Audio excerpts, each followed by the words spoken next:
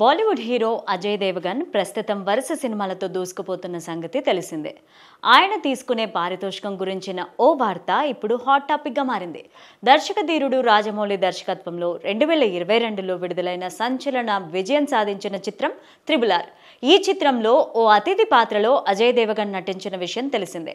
ఇందులో స్వాతంత్ర్యం కోసం పోరాడే వీరుడి పాత్రలో ఆయన 8 నిమిషాల పాటు కనిపించాడు.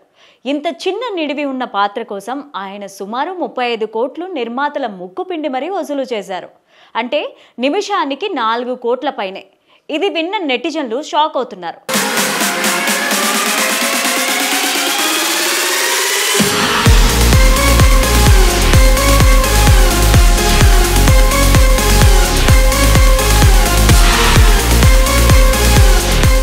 నిమిషాల పరంగా చూస్తే దేశంలో అత్యధిక పారితోషికం తీసుకున్న నటుడు ఆయన అనే లెక్కలు వేస్తున్నారు. అలాగే ఓటీటీ పరంగా రికార్డు స్థాయిలో పారితోషికం తీసుకున్న ఘనత అజయ్ దేవగన్ సొంతం. 2021లో విడుదలైన రుద్ర అనే సిరీస్లో నటించడానికి ఆయన 125 కోట్లు తీసుకున్నారని సమాచారం. అలాగే సినిమా స్థాయిని బట్టి ఆయన తీసుకునే పారితోషికం మారుతుందట.